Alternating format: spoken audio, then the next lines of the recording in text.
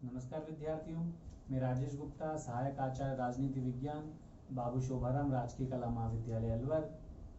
आज जिस टॉपिक पर चर्चा करेंगे वह है नीति निर्देशक तत्व। नीति निर्देशक तत्व पर मैं पहले भी 2 वीडियो अपलोड कर चुका हूं। नीति निर्देशक तत्व भारतीय संविधान के भाग 4 में अनुच्छेद 36 से लेकर 51 तक हैं। नीति निर्देशक तत्व जो भारतीय संविधान में लिखे गए वो आयरलैंड के संविधान से प्रेरित हैं। आयरलैंड के संविधान से प्रेरित होकर भारतीय संविधान में नीति निर्देशक तत्वों का स्वरूप डाला गया, नीति निर्देशक तत्व डाले गए। नीति निर्देशक तत्व अवाद योग्य हैं, जहां मूल अधिकार वाद योग्य होते हैं। मूल अधिकारों का हनन होने पर हम न्यायालय की शरण ले सकते हैं, लेकिन नीति निर्देशक तत्वों का उल्लंघन करने पर न्यायालय की शरण में नहीं जाया जाता। जो नीति निर्देशक तत्वों के बारे में जो प्रावधान है जिनका उल्लेख अनुच्छेद 36 से लेकर 51 तक में है, उनकी विवेचना में पूर्व के 2 वीडियो में कर चुका हूं। अब मैं बात करूंगा जो 42वें संविधान संशोधन हुआ, जो 44वें संविधान संशोधन हुए और जो संशोधन हुए उनके द्वारा कुछ जो नीति निर्देशक तत्व भारतीय संविधान में जोड़े गए, उन पर हम संक्षिप्त चर्चा कर लेते हैं एक बार। 42वें संविधान संशोधन द्वारा भारतीय संविधान में कुछ नीति निर्देशक तत्व जोड़े गए, जैसे अनुच्छेद 39A निशुल्क विधि सहायता, निशुल्क कानूनी सहायता और समान न्याय का अधिकार। चाहे कोई भी व्यक्ति हो, उसे कोई भी वर्ग हो, कोई भी जाति हो, कोई भी धर्म हो, वो समान रूप से न्याय का अधिकारी है। उसे समान रूप से निशुल्क कानूनी सहायता प्राप्त करने का अधिकार है। फिर हम बात करते हैं अनुच्छेद 43A श्रमिकों की औद्योगिक प्रबंध में भागीदारी। जो औद्योगिक प्रबंध है उसमें श्रमिकों की उचित भागीदारी होनी चाहिए। ये जो आर्टिकल है अनुच्छेद 43A, ये भी 42वें संविधान संशोधन द्वारा जोड़ा गया। फिर हम बात करते हैं अनुच्छेद 48A राज्य का एक कर्तव्य होगा कि वो पर्यावरण की, वन की और वन्य जीवों की रक्षा करेगा। तो पर्यावरण, वन और वन्य जीवों की जो रक्षा का दायित्व है वो राज्य का है। तो ये अनुच्छेद 39A, 43A, 48A और 39F बालकों की सुकुमार अवस्था को बनाए रखना, उन्हें स्वतंत्र और गरिमामय वातावरण उपलब्ध कराना, ये राज्य का कर्तव्य है। तो ये 42वें संविधान संशोधन द्वारा नीति निर्देशक तत्वों में इन्हें जोड़ा गया। अनुच्छेद 39A, 43A, 48A और 39F। फिर हम बात करते हैं 44वें संविधान संशोधन द्वारा। 44वें संविधान संशोधन द्वारा 38(2) नीति निर्देशक तत्वों में जोड़ा गया। 38(2) में कहा गया है कि राज्य आय की असमानता को रोकेगा, कम से कम करेगा, रोजी रोटी के सबको समान अवसर मुहैया कराएगा, उनमें आय की असमानता नहीं होनी चाहिए। ये जो प्रावधान है वो 44वें संविधान संशोधन द्वारा जोड़ा गया। जो 2002 में 86वां संविधान संशोधन हुआ, उसमें जो अनुच्छेद जो 45 है उसकी विषय वस्तु को थोड़ा बदला गया, परिवर्तित किया गया और उसमें ये जोड़ा गया कि जो 14 वर्ष से जो जिनकी आयु कम है उनको निशुल्क और अनिवार्य शिक्षा का प्रावधान किया जाए। राज्य उनको निशुल्क शिक्षा प्रदान करेगा। ये राज्य का कर्तव्य है कि जो 14 वर्ष से कम आयु के जो बालक हैं उनको शिक्षा प्रदान करे। फिर हम बात करते हैं 97वें संविधान संशोधन जो 2012 में हुआ। इसमें अनुच्छेद 43B जोड़ा गया, 43B। इसमें कहा गया है कि राज्य सहकारी जो समितियां हैं उनके स्वैच्छिक गठन को प्रोत्साहित करेगा। जो सहकारी समितियां हैं उनको गठन को बढ़ावा देगा, वो सही तरीके से कार्य करें, उनका प्रबंधन बहुत अच्छे तरीके से चले। इस व्यवस्था को जो सुनिश्चित करना है वो राज्य का दायित्व होगा। इस प्रकार 39A, 43A, 48A और 39F 42वें संविधान संशोधन द्वारा जोड़े गए। 38B अनुच्छेद 38 जो B है वो 44वें संविधान संशोधन द्वारा जोड़ा गया। 86वें संविधान संशोधन द्वारा अनुच्छेद 45 की भाषा को बदला गया और 97वें संविधान संशोधन 2012 के द्वारा अनुच्छेद 43B को जोड़ा गया। अब हम बात करते हैं मूल अधिकार और नीति निर्देशक तत्वों के मध्य विवाद की। एक्चुअली विवाद ये है कि शुरू से जब भारतीय संविधान का निर्माण हुआ तो बार बार ये प्रश्न पैदा हुआ कि मूल अधिकार अधिक श्रेष्ठ हैं या नीति निर्देशक तत्वों को अधिक वरीयता प्राप्त है। इसको लेकर ये केसेस कई बार कोर्ट में गए और कोर्ट ने अपने निर्णय सुनाए हैं, जिन पर हम एक बार चर्चा कर लेते हैं। सबसे पहले हम बात करते हैं चंपकम दोयराजन बनाम मद्रास राज्य केस, अनुच्छेद वर्ष 1950। इसमें न्यायालय ने मूल अधिकारों को अधिक वरीयता प्रदान की नीति निर्देशक तत्वों की तुलना में, मूल अधिकारों को श्रेष्ठ माना और इसी आधार पर जो मद्रास सरकार द्वारा जो जाति के आधार पर जो दिया गया आरक्षण था उसको अवैध करार दिया। फिर उसके पश्चात नेहरू ने संविधान में प्रथम संविधान संशोधन किया और जो 15(4) है उसको इसके द्वारा जोड़ा गया, जिसमें पिछड़े वर्गों, गरीब वर्गों के लिए आरक्षण की समुचित व्यवस्था की गई है, उसका प्रावधान किया गया। फिर हम बात करते हैं 1967 के गोलकनाथ केस की। बहुत महत्वपूर्ण केस था। इसमें न्यायालय ने ये निर्णय दिया कि संसद मूल अधिकारों में कोई संशोधन नहीं कर सकती। मूल अधिकारों को श्रेष्ठता प्राप्त हुई। नीति निर्देशक तत्वों को लागू करने के लिए संसद मूल अधिकारों में कोई संशोधन नहीं कर सकती। तो गोलकनाथ केस में मूल अधिकारों को वरीयता प्राप्त हुई, मूल अधिकारों को श्रेष्ठ माना गया और ये कहा गया कि संसद मूल अधिकारों में कोई परिवर्तन नहीं कर सकती। ये जब निर्णय आ गया न्यायालय का, उसके पश्चात सरकार ने 25वां संविधान संशोधन किया और इसमें कुछ नीति निर्देशक तत्वों को मूल अधिकारों के ऊपर वरीयता प्रदान की गई।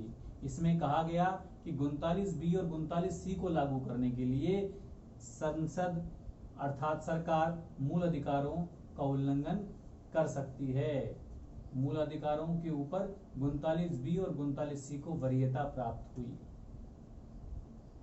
जब ये निर्णय आ गया फिर ये दोबारा कोर्ट में गया और एक जो केशवानंद भारती केस में पुनः एक नया फैसला आया। इसमें पहली बार न्यायालय ने नीति निर्देशक तत्वों की वरीयता को स्वीकार भी किया। इसमें न्यायालय ने 25वां जो संविधान संशोधन था उसको वैध माना और ये कहा कि 39(b) और 39(c) को लागू करने के लिए मूल अधिकारों का उल्लंघन किया जा सकता है। मैं पूर्व के वीडियो में बता चुका हूँ 39(b) और 39(c) अति महत्वपूर्ण अनुच्छेद हैं। ये वो नीति निर्देशक तत्व हैं जिनको मूल अधिकारों के ऊपर वरीयता प्राप्त है। 39(b) में कहा गया है कि जो सरकार है, जो शासन है, वो संसाधनों का प्रयोग इस तरीके से करेगी कि सब लोगों का जन कल्याण सिद्ध हो सके, सबको समान रूप से उसकी लाभ प्राप्ति हो सके। और 39(c) में ये कहा गया है कि सरकार संसाधनों को इस प्रकार नियंत्रित करेगी, इस प्रकार उन्हें लागू करेगी, इस प्रकार व्यवस्था करेगी कि जो पूंजी है, जो धन है, जो उत्पादन है, जो संपत्ति है, उसका जो संकेंद्रण है, उसका जो नियंत्रण है, वो कुछ गिने चुने लोगों के हाथों में नहीं रहना चाहिए। तो इस बात को केशवानंद भारती केस में भी न्यायालय ने माना और जो सरकार ने जो 25वां संविधान संशोधन किया था उसको सही माना गया और 39(b) और (c) को मूल अधिकारों के ऊपर वरीयता प्रदान की गई। 42वें संविधान संशोधन के द्वारा सरकार ने पुनः एक अमेंडमेंट किया जिसमें कहा गया कि सभी नीति निर्देशक तत्वों को मूल अधिकारों के ऊपर प्राथमिकता प्रदान की गई। इसमें यह प्रावधान था कि नीति निर्देशक तत्वों को लागू करने के लिए संसद मूल अधिकारों में कोई भी संशोधन कर सकती है। तो इस प्रकार 42वें संविधान संशोधन द्वारा नीति निर्देशक तत्वों को मूल अधिकारों के ऊपर वरीयता प्रदान की गई। फिर ये दोबारा न्यायालय में केस गया। मिनर्वा मिल्स एक जो डिसीजन जो 1980 में आया, इसमें न्यायालय ने फैसला दिया कि जो 39(b) और (c) हैं ये अति महत्वपूर्ण अनुच्छेद हैं और इनकी अनुच्छेदों की भावना को देखते हुए 39(b) और (c) को मूल अधिकारों के ऊपर वरीयता प्राप्त है। अर्थात केवल 39(b) और (c) को लागू करने के लिए मूल अधिकारों का उल्लंघन सरकार कर सकती है। बाकी जो शेष नीति निर्देशक तत्व हैं वो मूल अधिकारों से नीचे रहेंगे। अर्थात जो शेष नीति निर्देशक तत्व हैं उनकी तुलना में मूल अधिकार उनकी जो वरीयता है वो ऊपर रहेगी, मूल अधिकार आगे ऊपर रहेंगे। लेकिन 39(b) और (c) जो नीति निर्देशक तत्व हैं उनकी जो उनका जो स्तर है वो मूल अधिकारों से ऊपर बना रहेगा। इस प्रकार इस केस में, मिनर्वा मिल्स केस में, मूल अधिकारों और नीति निर्देशक तत्वों के मध्य बेहतर एक सुंदर समन्वय स्थापित किया गया।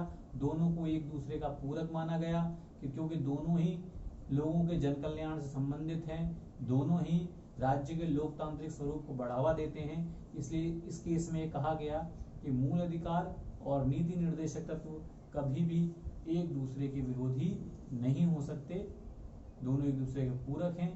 लेकिन 39 बी और जो सी हैं उनको लागू करने के लिए सरकार मूल अधिकारों का उल्लंघन कर सकती है। बाकी जो नीति निर्देशक तत्व हैं उनकी स्थिति मूल अधिकारों से नीचे रहेगी। ये हो गया मूल अधिकार और नीति निर्देशक तत्वों के मध्य जो विवाद चला। अब वो स्थिति स्पष्ट हो चुकी है, अब इनमें कोई विरोधाभास नहीं है, दोनों एक दूसरे के पूरक हैं, दोनों में बेहतर समन्वय को बनाए रखना राज्य की जिम्मेदारी है। अब हम बात करते हैं कुछ कथनों की जो नीति निर्देशक तत्वों के बारे में कई विद्वानों ने कहे हैं। ये कथन इस दृष्टि से इम्पोर्टेंट है क्योंकि ये प्रतियोगी परीक्षा में पूछ लिया जाता है कि अमुक कथन किस विद्वान का है। तो इस दृष्टि से इन कथनों पर हमें चर्चा करना हमारे लिए जरूरी है। जैसे केटी शाह, जब संविधान सभा पर जब चर्चा हो रही थी तो इन नीति निर्देशक तत्वों को अवाद योग्य माना क्योंकि इनका उल्लंघन करने पर हम न्यायालय की शरण नहीं ले सकते। तो कुछ विद्वानों ने जो नीति निर्देशक तत्वों के इस स्वरूप को स्वीकार किया, अवाद योग्य के जो इस स्वरूप को स्वीकार किया गया, उसकी आलोचना की। केटी शाह जो एक बहुत बड़े विद्वान हैं, उन्होंने कहा था उस दौरान कि ये केवल एक भक्ति भावना है, ये केवल एक भक्ति भावना है। उनका ये बहुत अन्य महत्वपूर्ण कथन है, ये एक ऐसा चेक है जिसका भुगतान बैंक की इच्छा पर छोड़ दिया गया है। बैंक, इसका तात्पर्य है कि नीति निर्देशक तत्वों को लागू करना या न लागू करना राज्य की इच्छा पर निर्भर है, हम लागू करवाने के लिए न्यायालय की शरण नहीं ले सकते। केटी शाह का एक अन्य महत्वपूर्ण कथन है, ये अतिरेक कर्मकांडेय है। फिर एक टीटी कृष्णाचारी, ये भी बहुत विद्वान रहे हैं, तो इन्होंने भी कहा है भावनाओं का ये केवल मात्र कूड़ादान है। संविधान सभा की चर्चाओं के दौरान कई विद्वानों ने नीति निर्देशक तत्वों को जो अवाद योग्य माना गया इसके स्वरूप की आलोचना की। उसमें टीटी कृष्णाचार्य भी शामिल थे। उन्होंने कहा कि भावनाओं का केवल सच्चा कूड़ादान मात्र है क्योंकि इनमें वाद योग्य नहीं है, इनके लिए न्यायालय की शरण नहीं ले सकते। जेनिंग्स ने लेकिन जेनिंग्स कहते हैं ये पुण्य आत्माओं की महत्वाकांक्षाएं हैं क्योंकि इनमें वास्तव में जन कल्याण का जो आधार है वो छुपा हुआ है। इस बात को जेनिंग्स ने समझा भी है। BN राव ने कहा ये केवल नैतिक उद्देश्य हैं, इनका उद्देश्य नैतिकता है, जन कल्याण है। ये नसरुद्दीन जी थे, उन्होंने कहा था ये नववर्ष को मिलने वाली वे शुभकामनाएं हैं जिन्हें अगले दिन तोड़ दिया जाता है। मतलब कुछ विद्वानों ने आक्षेप किया जब उनको अवाद योग्य माना गया, लेकिन कुछ विद्वानों ने उनके समर्थन में भी बातें कही। जैसे पायली जी हैं, उन्होंने कहा कि राष्ट्रीय चेतना का निर्माण करते हैं। ऑस्टिन कहते हैं ये समाजवादी जो क्रांति के साधन हैं। ये अंबेडकर साहब ने कहा ये आर्थिक लोकतंत्र की स्थापना करते हैं। नेहरू जी ने भी ये कहा कि समाजवादी ढांचे की स्थापना का एक बहुत बड़ा साधन है। हीरालाल जी कानिया, उन्होंने कहा कि बहुमत की इच्छा का नहीं बल्कि राष्ट्रीय तार्किकता का प्रतीक हैं। ठाकुरदास भार्गव जी ने नीति निर्देशक तत्वों को संविधान का सार तत्व कहा। तो इस प्रकार कई विद्वानों ने नीति निर्देशक तत्वों को अलग अलग स्वरूप में देखा। कुछ विद्वानों ने नीति निर्देशक तत्वों की इस आधार पर उनको आलोचना की, सरकार के इस तर्क को गलत ठहराया कि अवाद योग्य हैं। उन्होंने कहा कि अवाद योग्य बनाए जाने से केवल इनमें भावनाएं रहेंगी, इनको बाध्यकारी नहीं बनाया जा सकता। लेकिन कुछ विद्वानों ने इनके अंदर छुपे हुए जन कल्याण की भावना को समझा और इनके पक्ष में अपने विचार दिए। इस प्रकार ये नीति निर्देशक तत्वों का जो टॉपिक है अब समाप्त हो चुका है। हम अगली वीडियो में जो भारतीय राष्ट्रपति है उसके बारे में चर्चा करेंगे। आपका बहुत बहुत धन्यवाद। Thank you.